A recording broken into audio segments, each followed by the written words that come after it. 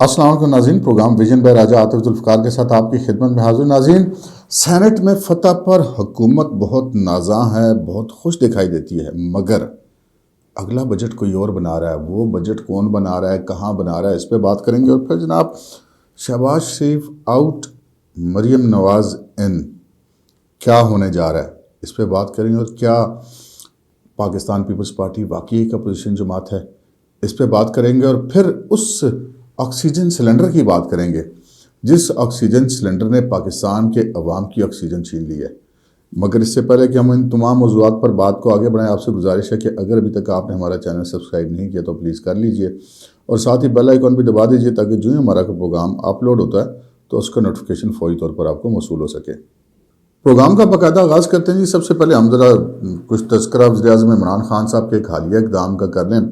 وزیر اعظم صاحب بڑے پر اعتماد ہو کے بڑا پکا سا منہ بنا کے دنیا میں لیکچر دیتے ہیں قوم کے کہ قانون کی حکمرانی کے بغیر قوم میں ترقی نہیں کرتی اور قانون کے حکمرانی کے بغیر معاشرے ترقی نہیں کرتے. لیکن عملی طور پہ وہ اس حوالے سے بالکل ایک مختلف شخصیت ہے. ایک عام آدمی جو ان کو تقریر کرتے ہوئے سنے گا وہ تو کہا کہ یار یہ جو بندہ خود ایسی بات کر رہا ہے، اس چیز پہ لیکچر دیتا ہے، تو خود تو یہ پتہ نہیں کتنا قانون پر عمل درآمد کرتا ہوگا. لیکن لگتا ہے خان صاحب اپنے آپ کو جو نہیں ہے وہ ایک بالا تر شخصیت یا عرفہ مخلوق سمجھتے ہیں، اور اقتدار میں آنے کے بعد تو وہ بہت زیادہ اس چیز پہ پکے ہو گئے. وہ آپ کو پتہ ہے نا کہ آج کل تو ان کی ہر بات میں ہی وہ میں کچھ تھوڑی سی زیادہ نظر آنی شروع ہو گئی ہے.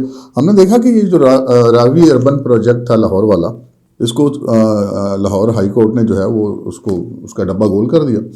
تو اس کے بعد حکومت نے فیصلہ کیا کہ وہ سپریم کورٹ میں جائے گی. لیکن وہ تو چلیں بات کی بات ہے نا کہ سپریم کورٹ میں جائے گی اور سپریم کورٹ اس پر کیا فیصلہ دیتی. لیکن خان صاحب نے جو پہلا کام یہ کیا کہ جو ہی ہائی کورٹ کا فیصلہ اس کے خلاف ہے، خان صاحب اپنا جو سرکاری لاؤ لشکر لے کر وہاں پر موقع پہ پہنچ گئے، وہاں پہ کھڑے ہو کے اپنی ریکارڈنگز کرانی شروع کر دیں اور لوگوں کو بتانا شروع کر دیں کہ یہ بڑا یوں منصوبہ ہے، وہ منصوبہ ہے، جو بنیادی طور پہ بالکل اس حوالے سے کوئی شک و شبہ کی بات نہیں ہے کہ وہ عدالت عالیہ کے اس فیصلے کو عملی طور پر جا کے چیلنج کر رہے تھے کہ اس پر کہ بھئی وہ اس پر عمل درآمد کرنے کے لیے کسی صورت میں بھی تیار نہیں ہے. کیا ہو جاتا کہ اگر وہ چند روز انتظار کر لیتے اور سپریم کورٹ سے اگر وہ جاتے اور کیس جیتے تو اس کے بعد وہ یہ کام کرتے تو شاید اس کا وزن کچھ اور ہوتا. لیکن خان صاحب کا جو ہے وہ مقصد بالکل واضح تھا کہ وہ قانون شانون کو جو ہے وہ بالکل کسی کھاتے میں نہیں رکھتے، اور جو وہ اپنی ذات کو ہی بس وہ قانون سمجھتے ہیں. اور وہ جتنی شاید مثالیں دیتے ہیں قانون کی حکمرانی کی، چھوٹی چھوٹی سی مثالیں آپ کو چند ایک دے دیتے ہیں. ایک تو یہ راوی اربن سٹی کا پروجیکٹ، ادھر سے ہائی کورٹ نے فیصلہ دیا اس کے پروجیکٹ کے خلاف، اور اس کے ساتھ ہی وہ وہاں پر پہنچ گئے اور موقع پہ کھڑے ہو کے انہوں نے اپنے ریکارڈنگز کرانی شروع کر دی. یعنی کہ ان کو کوئی پرواہ نہیں کی کہ قانون کیا کہہ رہا ہے یا عدالتیں کیا کہہ رہی ہیں. اسی طرح جب وہ سپریم کورٹ میں ان کی پیشی تھی تو وہ ججز گیٹ سے انٹر ہوئے. اس سے پہلے بھی تو ہمارے ملک کے وزرائے اعظم وہاں پر جاتے رہے جو قطعاً ریاست مدینہ کے دعوے دار نہیں تھے، اور وہ سائلین کے گیٹ سے جاتے رہے. اور جب سپریم کورٹ کا سٹنگ جج جسٹس قاضی فائز سبھی بطور سائل جاتا ہے تو وہ سائلین کے گیٹ سے جاتا ہے، وہ کبھی بھی ججز والے گیٹ سے نہیں جاتے جس دن ان کی اپنے کیس کی تاریخ ہو. لیکن خان صاحب کی کیا بات ہے جی. خان صاحب تو پھر خان صاحب یہ قانون، یہ جو نصیحتیں ہیں، یہ واقعات کی مثالیں یہ کسی اور کی نہیں ہے. اسی طرح ریاست مدینہ کی مثالیں دیتے ہیں کہ جی حضرت عمر فاروق کی چادر کی مثال ہے، لیکن خود اپنے توشے خانے کے جواب دینے کو تیار نہیں ہوتے. اور وہ جو گھڑی والا واقعہ ہے وہ بھی اب تو تشت زبام ہو چکے ہیں، اور وہ قطعاً کسی کی بھی عدالت میں توشہ خانہ کے حوالے سے کوئی جواب دینے کے لیے تیار نہیں ہے، نہ ہی کسی کو جواب دینے کے لیے تیار ہیں. تو یہ مثالیں وہ دوسروں کے لیے دیتے ہیں. آپ دیکھ لیں قانون کی حکمرانی کی باتیں. آزاد کشمیر کے الیکشن کمیشن نے علی امین گنڈا پور کو کہا کہ آپ کشمیر چھوڑ دیں، تو وزیر اعظم صاحب ان کو اپنے ساتھ لے گئے اور پھر وہاں پہ جا کے ان سے تقریریں کروائی. وہی علی امین گنڈا پور بلدیاتی انتخابات میں تقریریں کرتا ہے کہ جناب میرے بھائی کے مقابلے میں جو الیکشن لڑے گا ہم اس کو یہ وہ کر دیں گے. تو خان صاحب چپ ہو جاتے ہیں. فیصل واڈا کا کیس میں لے لیجیے، وہ 2.5 سال عدالتوں کو چکر دیتے رہے. ابھی پھر الیکشن کمیشن میں ان کا فیصلہ پڑھنے گا، لیکن خان صاحب نے ان کو MNA سے نکلوا کے سینیٹر بنوا دیا. تو یہ قانون وہ قانون جو صرف دوسروں پہ لاگو ہوتا ہے، یہ کہتا ہے کہ وہ ہونا چاہیے. وہ طاقتور کس کو قرار دیتے ہیں؟ اپنی اپوزیشن کو، اپنے آپ کو وہ کہتے ہیں وہ شاید طاقت سے بھی بالا تر ہیں. خیر، یہ ایک خاص ذہنی آپ کہہ سکتے ہیں کہ اقتدار میں آنے کے بعد بعض لوگوں کو ایک خاص ذہنی کیفیت میں چلے جاتے ہیں. شاید یہ کچھ ایسی ہی معاملہ ہے. اب ہم اپنے موضوع کی طرف آتے ہیں جناب. سب سے پہلے اس پہ بات کر لیتے ہیں کہ کیا پاکستان پیپلز پارٹی واقعی اپوزیشن جماعت ہے، کیونکہ جو آج کے میرے تینوں موضوعات ہیں وہ تینوں ایک دوسرے سے لنکڈ ہیں. پاکستان پیپلز پارٹی کو جی ہم نے دیکھا کہ جب الیکشن ہوئے اور پاکستان پیپلز پارٹی پہلے سے زیادہ اس کو سیٹیں ملی، قومی اسمبلی میں بھی اور صوبائی اسمبلی میں بھی، تو یعنی کہ پاکستان تحریک انصاف کے بعد اگر کوئی دوسری پارٹی بینیفیشری تھی 2018 کے الیکشن کی تو وہ پاکستان پیپلز پارٹی تھی. اس کے بعد سے میں کم از کم اس چیز کا پہلے دن سے قائل رہا ہوں کہ پاکستان پیپلز پارٹی کی اپوزیشن نہیں ہے, اور اس کو اپوزیشن کا ایک رول دیا گیا کہ وہ رہے اپوزیشن بینچ میں بیٹھے لیکن حکومت کے لیے سرو کرتی رہے. اس کی بہت ساری مثالیں دی جا سکتی ہیں. سب سے پہلے تو صدارتی الیکشن کہ انہوں نے اسپیکر ڈپٹی اسپیکر کے لیے اپنی پارٹی کے امیدواروں کے لیے ووٹ لیے, لیکن جب صدارتی امیدوار کی ووٹ دینے کی باری آئی تو انہوں نے وہ جسے کہتے ہیں نا کہ وہ وکٹم کھیل کے نکل کے نہیں ہم نہیں کھیلتے, اور جو ہے وہ اپوزیشن کا صدارتی امیدوار منتخب نہیں ہو سکا, حالانکہ اس وقت اپوزیشن اس پوزیشن میں تھی کہ وہ صدارتی امیدوار منتخب کرا سکتی تھی. اسی طرح پی ڈی ایم بنی پیپلز پارٹی, اس میں آئی جہاں پہ بھی پی ڈی ایم کو ضرورت پڑی پیپلز پارٹی اس کو چھوڑ کے نکل گئی. آپ دیکھ لیجئے کہ جہاں ان کو ضرورت تھی اپوزیشن کے ووٹ لینے کی سید یوسف گیلانی صاحب کو سینیٹر بنوانے کے لیے, وہاں پہ انہوں نے لے لیے, لیکن جہاں پر ان کو قائد حزب اختلاف کے لیے جو انہوں نے معاہدہ کیا تھا نون لیگ کے ساتھ, اس معاہدے سے مکر کے وہ جب چیئرمین سینٹ نہیں بن سکے تو انہوں نے ان کو بنوا دیا. ان کے نزدیک کوئی نہیں تھی, اور پھر وہاں پر ان کو حکومتی مدد بھی حاصل ہوئی. اور اسی طرح آپ کل کو دیکھ لیجئے, کل جب یہ سارا معاملہ چل رہا تھا سینٹ کے اندر اسٹیٹ بینک ترمیمی بل پاس ہونا تھا, تو یوسف زئی گیلانی صاحب جو اپوزیشن لیڈر تھے پاکستان پیپلز پارٹی کے, وہ تشریف نہیں لائے, ایک ووٹ سے حکومت جیت گئی. اور اسی طرح ان کے کچھ اور لوگ بھی نہیں آئے, اگرچہ کہ سینیٹر مشاہد حسین جو ہیں وہ بھی شکوک کے دائرے میں ہیں, کیونکہ وہ بھی کل اس میں موجود نہیں تھے, اور ان کے بارے میں پتہ چلا کہ یہ کورونا, اللہ کرے کہ وہ جلد سے احتجاج ہوں, لیکن بہرحال ایسی صورتحال میں پھر جو اس قسم کے عذر ہیں وہ پھر ان کو مشکوک نظروں سے تو دیکھا جاتا ہے. بہرحال پاکستان پیپلز پارٹی نے ابھی تک جتنا بھی رول پلے کیا وہ بڑے خوبی سے پلے کیا ہے. ابھی جب اپوزیشن جو ہے وہ 23 مارچ کو مارچ کرتی تو پیپلز پارٹی نے اس سے پہلے ہی اپنے الگ سے مارچ کا اعلان کر دیا. وہ اس الگ مارچ سے کیا فائدہ اٹھانا چاہتی ہے, کیا فائدہ نہیں اٹھانا چاہتی.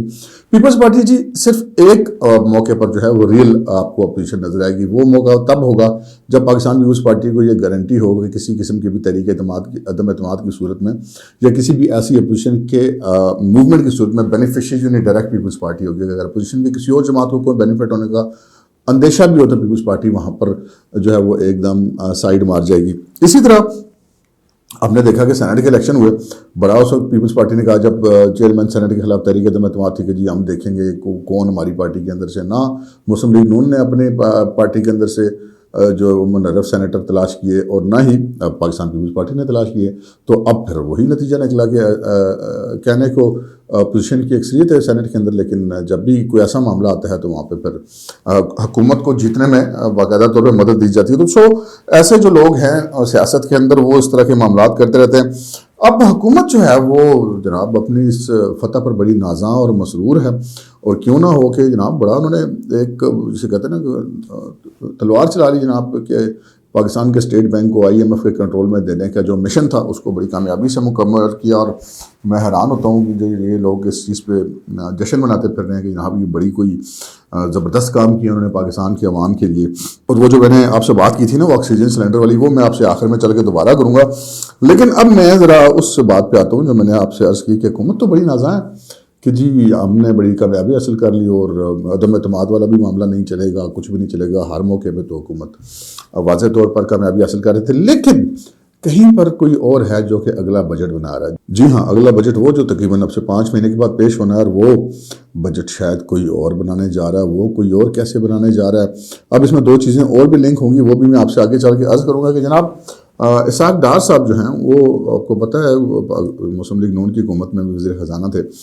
ان کی جو بات چیت ہوئی ہے اور مختلف جو ہمارے جرنلسٹ ہیں ان کے ساتھ, اس میں انہوں نے یہ کہا ہے کہ وہ اگلا بجٹ بنا رہے ہیں. اگلا بجٹ وہ لندن میں بیٹھ کے بنا رہے ہیں, وہ اس حوالے سے پوری تیاری کر رہے ہیں کہ ان کو وہ بجٹ شاید پیش کرنا پڑے گا ان کو یا ان کی حمایت یافتہ کسی بھی حکومت کو جو کہ اس حکومت کے خاتمے کے بعد نمودار ہوگی. اب یہاں پہ کہانی یہ ہے کہ بظاہر تو سب کچھ حکومت کے حق میں جا رہا ہے, تو یہ پھر کیسے ہو سکتا ہے کہ جو اپوزیشن سینٹ میں اپنی عددی برتری ہوتے ہوئے بھی وہ حکومت کو شکست نہیں دے سکتی, وہ عدم اعتماد کیسے کامیاب کرائے گی؟ تو عدم اعتماد کا جو تعلق ہے وہ شاید عددی برتری سے اس کا اتنا زیادہ تعلق نہیں ہے جتنا کہ تعلق اس بات سے ہے کہ جو نواز شریف صاحب کے ساتھ مختلف مواقع کے اندر مذاکرات ہوتے رہے. کیونکہ اس وقت سچویشن یہ ہے کہ نواز شریف صاحب جو ہیں وہ ان کے پاس گیم چینجر کے اختیارات ہیں. یہ جو پارلیمنٹ کے اندر جتنے بھی معاملات ہوئے, جو کچھ بھی ہو رہے ہیں یا جو ہوں گے, اس کا جو ہے وہ کوئی ابھی تک کوئی فائدہ سامنے نہیں آ سکا. تو فائدہ پھر وہی ہے کہ جس کے پاس پبلک کی پاور ہوگی اور وہی معاملات کو آگے چلائے گا. تو پبلک کی جو پاور ہے وہ تمام سروس بھی یہ بتا رہے ہیں, تمام ضمنی الیکشن بھی یہ بتا رہے ہیں, تمام بلدیاتی الیکشن بھی یہ بتا رہے ہیں کہ پنجاب کے اندر یا جو دیگر جگہوں پہ بھی ان میں مسلم لیگ نون اس میں ایک واضح برتری لیا ہوا. تو نواز شریف صاحب کا جو الٹیمیٹ گول ہے وہ تو یہی ہے کہ آزاد اور شفاف قسم کے الیکشنز جو ہیں وہ آگے ہو جائیں. تو اب یہ پتہ چلا کہ جو ہم نے آپ سے کچھ عرصہ پہلے عرض کی تھی کہ نواز شریف صاحب کے ساتھ مذاکرات ہوئے, پھر وہ پہلے نہیں مان رہے تھے, پھر کچھ لچک ہوئی, پھر فائنل ہوا, لیکن ٹرسٹ ڈیفیسٹ تھا. تو وہ جو عدم اعتماد کی فضا تھی اس کو پاٹنے کے لیے پھر بین الاقوامی گارنٹر بیچ میں پڑے, اور پھر وہ بین الاقوامی گارنٹیاں جو ہماری اطلاعات کے مطابق مبینہ طور پہ مل چکی ہیں. اور جب بین الاقوامی گارنٹیاں مل جاتی ہیں پھر کوئی جو فریقین ہوتے ہیں ان میں سے کوئی بھی اس چیز سے ہٹ نہیں سکتا. آپ کو یاد ہوگا کہ کچھ چند ہفتے قبل 2-3 ہفتے قبل مسلم لیگ نون کے بعض رہنماؤں نے یہ بات کہا تھا کہ اچانک ہی راتوں رات سارا کچھ منظر بدل جائے گا, صبح اٹھیں گے تو منظر کچھ اور ہوگا. تو بظاہر ایسا ہی دکھائی دیتا ہے کہ منظر جب بدلے گا تو کچھ اور ہوگا. اس وقت سچویشن یہ ہے کہ پاکستان مسلم لیگ نون کے قائد میاں نواز شریف صاحب نے شہباز شریف کو آؤٹ کر دیا ہے اور مریم نواز کو ان کر دیا. مطلب سیاسی منظرنامے کی بات کر رہے ہیں, اپوزیشن لیڈر تو شہباز شریف ہی ہیں فی الحال. تو وہ کرونا کی وجہ سے تھوڑے سے وہ انڈر گراؤنڈ ہوئے ہیں, یعنی کہ ریسٹ کرنٹینہ میں ہیں وہ. لیکن اب یہ پتہ چلا کہ مریم صاحبہ کو اب دوبارہ میدان میں اتارنے کا فیصلہ کیا ہے کہ جو اپنے بیٹے کی شادی کی وجہ سے اور کچھ سیاسی وجوہات کی بنا پر کافی دنوں سے خاموش تھے, معاملات کو جو ہے وہ عملی طور پر شہباز شریف صاحب ہی ہینڈل کرتے. لیکن اب شہباز شریف صاحب کو وڈے بھائی جان نے کیا تھا جی کہ بابو جی نے کہا تھا کہ بھائی تھی تھوڑا سائڈ دو جو اے پتیجین ہو گئے آن دو. تو اب مسلم لیگ نون جو ہے وہ اگلے دنوں میں آپ کو روڈ کی پالیٹکس کرتی ہوئی دکھائی دے گی, جس میں مریم نواز صاحبہ اس کو لیڈ کر رہی ہوں گی, اور رانا ثناء اللہ صاحب اور ان جیسے جو دیگر حضرات ہیں, شاہد خاقان عباسی وغیرہ, وہ آپ کو مریم نواز صاحبہ کے ساتھ چلتے ہوئے نظر آئیں گے. تو پھر دیکھنا یہ ہے کہ جو یہ بین الاقوامی گارنٹرز بھی پڑے ہیں اور جو معاملات طے ہوئے ہیں, یہ کیا ارلی الیکشن کی طرف اب معاملہ جائے گا یا نہیں جائے گا. بظاہر تو ایسا لگتا ہے کہ ارلی الیکشن کی طرف یہ معاملہ چلا جائے گا. اچھا, اب میں آپ سے اس آکسیجن سلنڈر کی بات کرتا ہوں جس نے پوری قوم کی آکسیجن چھین لی. کل جب سینٹ کا اجلاس تھا تو وہ ایک حکومتی سینیٹر خاتون تھیں ڈاکٹر زرکا, وہ بیمار تھیں اور وہ آکسیجن سلنڈر کے ساتھ پارلیمنٹ میں تشریف لائی اور انہوں نے حکومت کو ووٹ دیا. یعنی کہ میں تو حیران ہوں, کون سا آپ ایسا قومی کاز تھا جس کے لیے, یعنی کہ آپ کے لیے پاکستان کا اسٹیٹ بینک IMF کے کنٹرول میں دینا ایک ایسی خدمت تھی اس قوم کی آپ کے نزدیک کہ آپ سلنڈر سمیت آ گئی اور پوری قوم بھی آکسیجن سے بند کرا دیتی ہے. کیونکہ اب جو اسٹیٹ بینک جس کو IMF کنٹرول کرے گا, اور IMF جو نہیں ہے وہ روٹی پانی تو ہماری پہلے ہی بند کر چکا ہوا ہے, تو اب وہ جو آکسیجن عوام لیتی ہے شاید اس کے اوپر بھی نظر ہے. تو یہ جو آکسیجن کا سلنڈر تھا جو کہ کل ڈاکٹر زرکا ساتھ لے کر آئی تھی سینٹ کے اندر, اس آکسیجن سلنڈر یعنی ایک ووٹ سے جیتی نا جی حکومت, تو اس ایک آکسیجن سلنڈر نے پاکستان کے عوام کی ساری آکسیجن بند کر دی ہے. آج کے پروگرام میں اتنا ہی, اجازت دیجیے, اللہ حافظ.